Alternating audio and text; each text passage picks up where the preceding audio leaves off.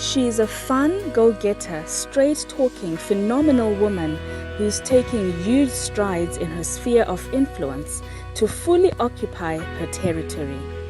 She has a huge heart and is both fiercely and feistly passionate about women lifting up other women emotionally, spiritually, in the corporate world, and all round. Pretty much women being each other's keepers.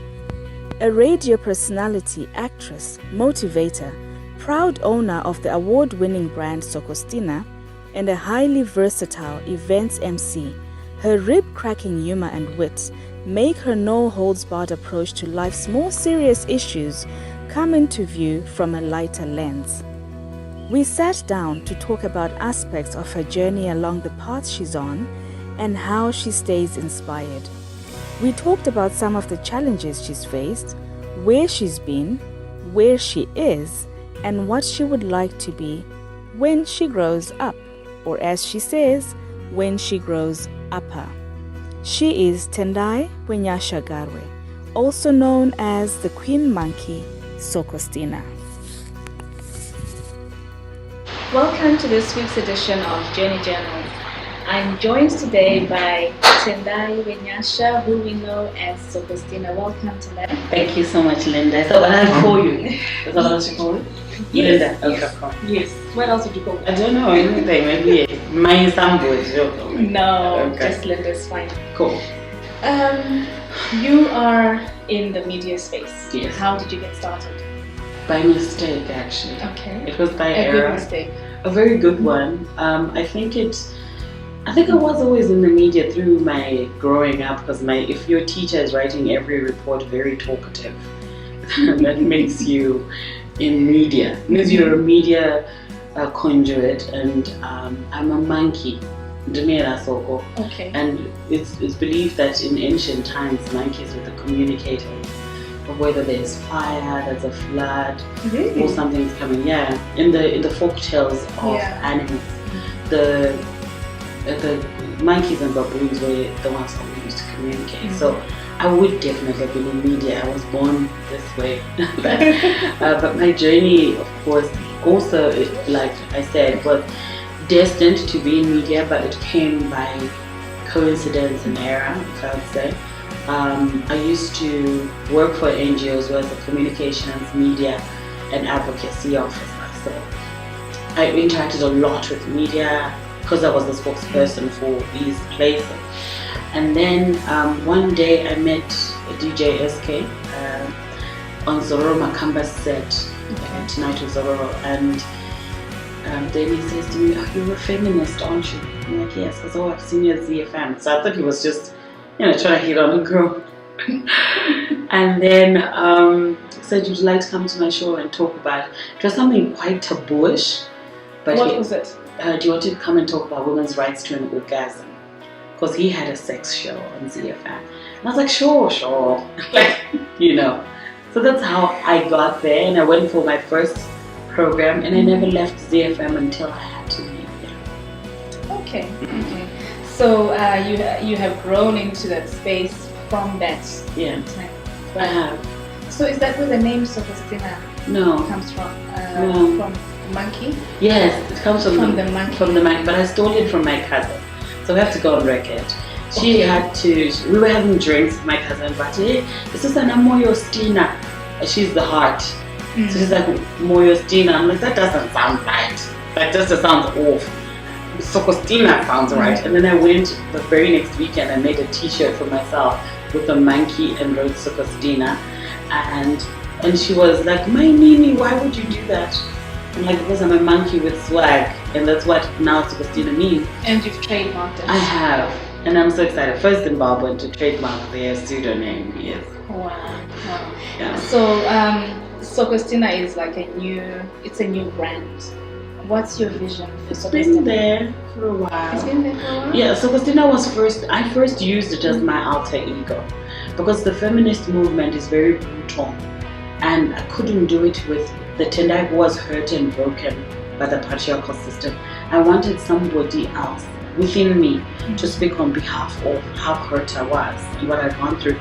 So that's why I used Sokostina, because I was copying Beyonce who catch Sasha Fierce. It just sounds crazy.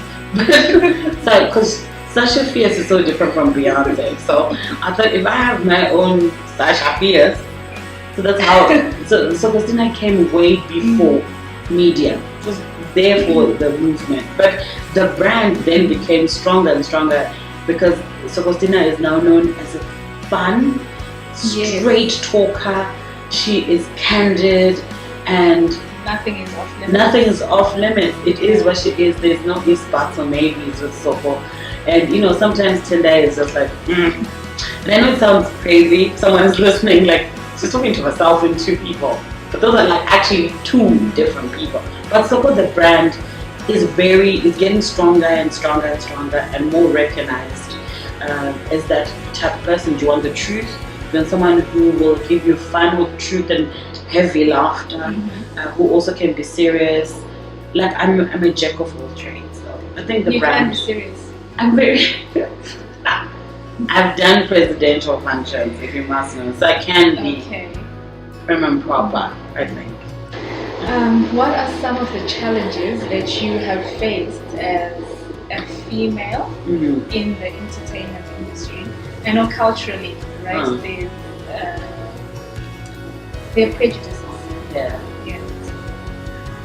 Firstly, that I'm class size. People are upset with it. I don't even care anymore. And I try to highlight to people that don't talk about my flaws, because you're talking to Sokostina, she will highlight yours, so at your own risk. But it's very brutal because the industry prefers men. To MC a function, they prefer men. Weddings, men. Like there's this whole, they trust men better. It's like, can a girl do that, or can they do this or the other? But I realized that not only is that the only challenge, pricing, they think we should charge less to men. And also the patriarchy comes to you in the full force. If you do something, why would you do that? You're wearing something too short. Like, there's just too much boundaries of why are you, it's almost like men feel it's their space and we're encroaching into it, and how dare you. So those are some of the challenges. If I were to be called by the same supplier, if I give them a coat, they like to go for the men. For reasons best known to, they are just men. Not because they're any better or funnier than me, but they're just men. Yeah, so there is prejudice of being a woman, definitely. So do you feel like you've had to compromise your feminine side sometimes? Never. No. I don't compromise my feminine side, but I do compromise on my pricing sometimes. I do compromise on, because there are other factors that come with me being a woman. It's not that my mom is late and my son is no longer there, but when I was doing all that work when they were both there, that I need to, so I can't come at 3. I say I can come at 3:30. I know it's okay, things tough. This other person. Because you're trying to juggle your responsibilities. You can't run away from the responsibilities that come with you being a girl, a woman, and especially one of the breadwinners in your family. You can't ignore that. So, yeah, there are a lot of compromises I've had to make, but not on my femininity, because I still rock being a girl. I don't apologize. And okay, so when you are emceeing, for example, you are very funny. You just bring the house down, right? Do you think of your jokes beforehand, or does it just come as you're on stage? It comes right there. I love to read the crowd. Okay. Because the crowd, if you come with prepared jokes, it could go right over their heads. But there's things that my father taught me, that if you're going to speak or MC whatever, there are 2 things you should do. Start with a joke or with a serious saying, like, deep philosophical. And he always says you should laugh at yourself first before others get a chance to do it. So if you fall, he always used to say, "What's respect?" So one of my favorites is to make fun of the obvious. That I know you think I'm thick, I know you think I'm big. Are you wondering what I eat? Well, I eat what you eat, but double. And then I'll be like, so on where you are, gossip about me. Then we get over and done with this, so we get on with the program. So there's that shock factor that, oh my God, the person will feel like, oh, I've been caught out. But thereafter, jokes happen with the people that are there, whatever is going on there. I don't like and I don't recommend prepared jokes. You should be quick enough to read your crowd and give them what it is that they want, but also to research on the event you're going to. So you have to research what's happening around you and also remember the trending conversation. Jecha, so all that has to, and then you use that. You have to put it all together into a beautiful symphony, and it makes a beautiful orchestra. So that's what I do. I don't prepare. What do 10-year-olds tonight want to be? And do you think if she was looking on, she'd be proud of who she has evolved into? She wanted to be in the Air Force. I don't know. I always thought I'd look cool in blue, and I wanted to fly jets. I love everything about being an Air Force pilot. She would not be completely disappointed, but I know why she picked the Air Force, because it was quite risky and fun and on the edge. Yeah. I might not be in the air, but but you sort of are. I'm out there. Yeah, but 10-year-olds would just still say, "Tonight we should have flown that plane, flown that plane." And I think, one day I will owe it to myself to try and do it. And where do you get your inspiration from? How do you stay inspired to do what you do? I read a lot. I love to read. I meditate a lot. And I also believe that there's something greater than life.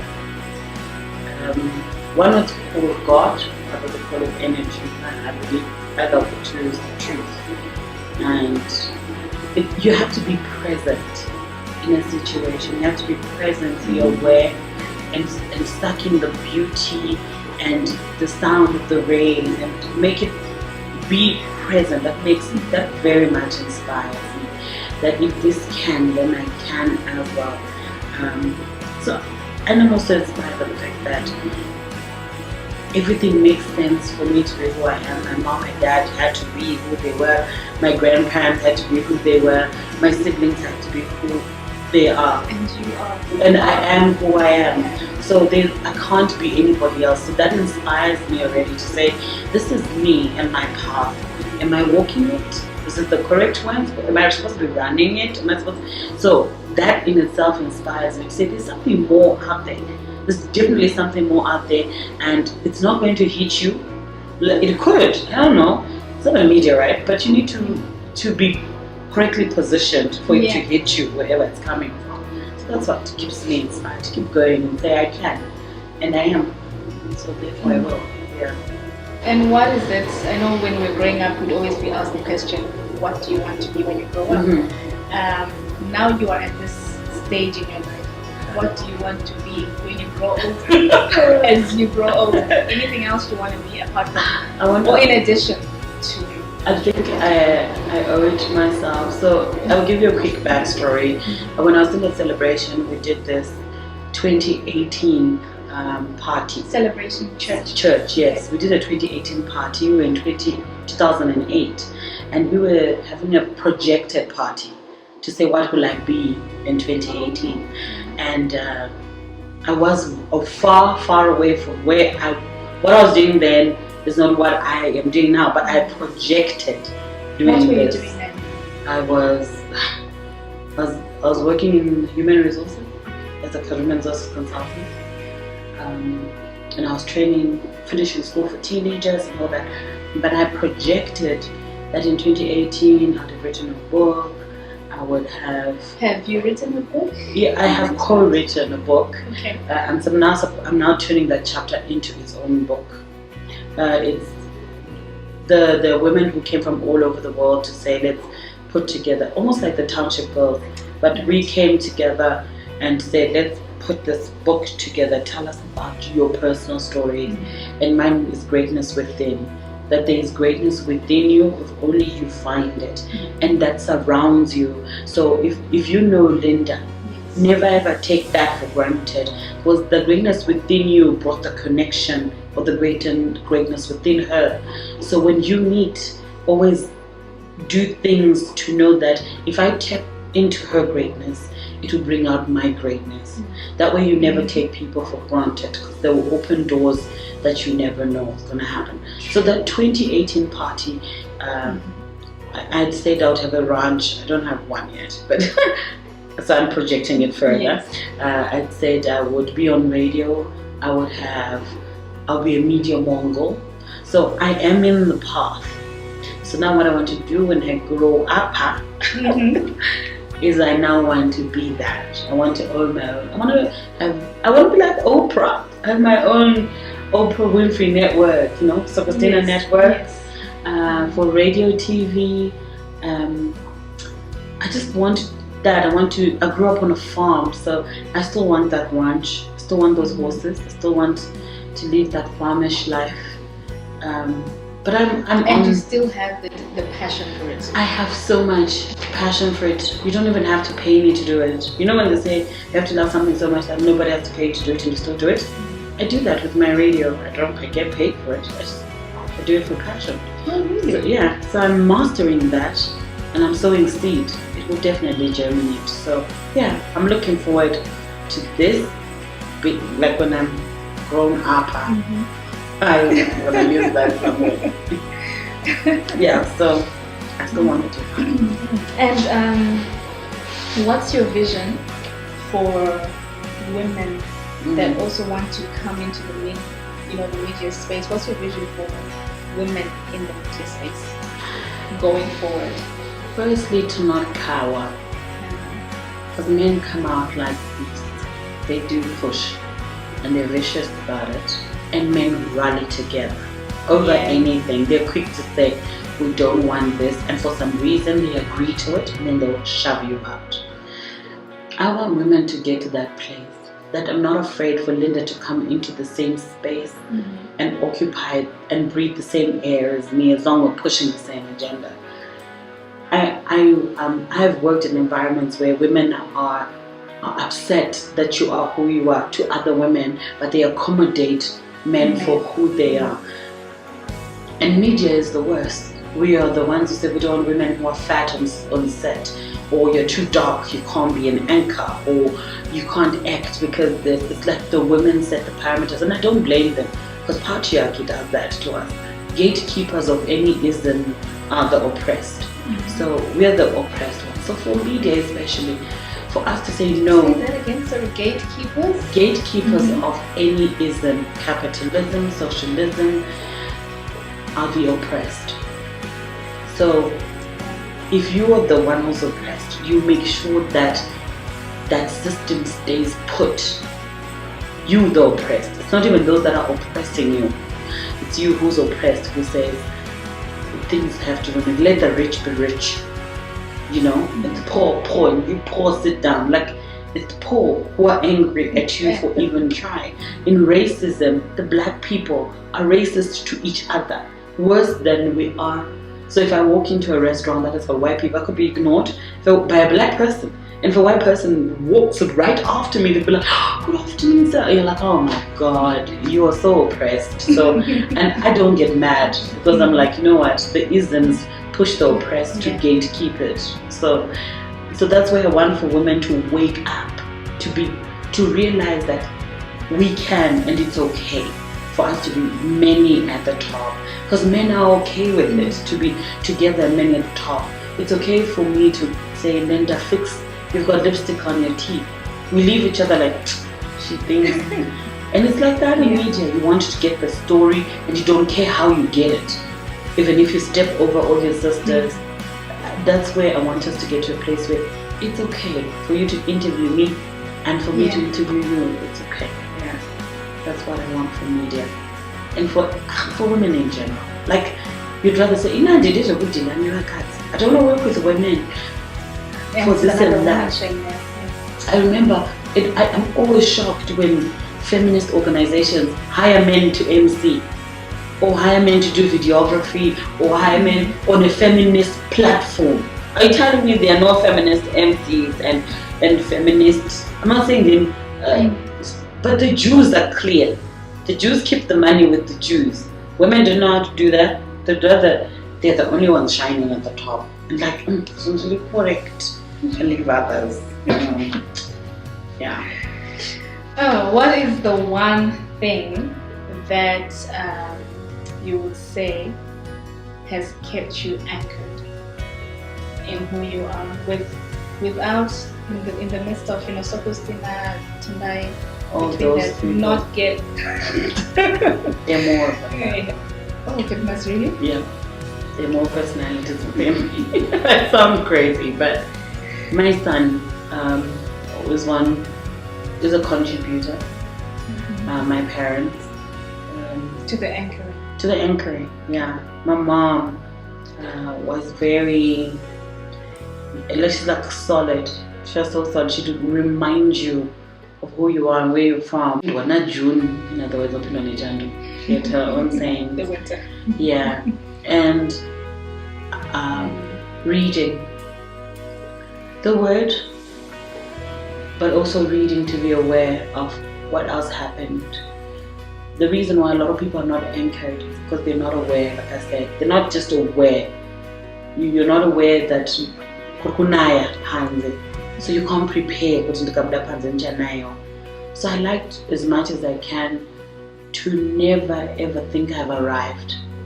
That's kept me grounded, because I know that there's something new I need to learn. There's something that I can do to be better. So there's no way I have ever thought double. Like, you know what? This is it. As long as we but I strive to be better and to do better and to do the most. And I always ask myself, is this the best that I could have done? And if it's not, what I learned from Usain Bolt is also what has grounded me. Usain, when he starts running, the gun goes off. He doesn't look to the left or the right. He just starts his watch and goes. Yeah. When he arrives, he just stops the watch and looks at the watch and starts celebrating on his own. And then I studied a lot of his pictures, and then I realized he would have beat his last personal best. It just so happens the last personal best is a world record. So he really doesn't care who's beat him to the finishing line. He really cares if he's beat his last personal best. So I've also realized I'm not in competition with anyone. We're doing different races, running in different races. Some are throwing javelins, some are discus, others. So that has also kept me grounded, that I'm running against my last personal best. And that's all I have to beat, my last personal best. Wow. So that keeps me very grounded. Wow. Tendai, Sokostina, thank you so much for joining us. It's been an absolute pleasure having you. Thank you. All the best as you evolve and grow. Thank you. That's all for this week. Thank you very much for joining us. Till next time, see you then.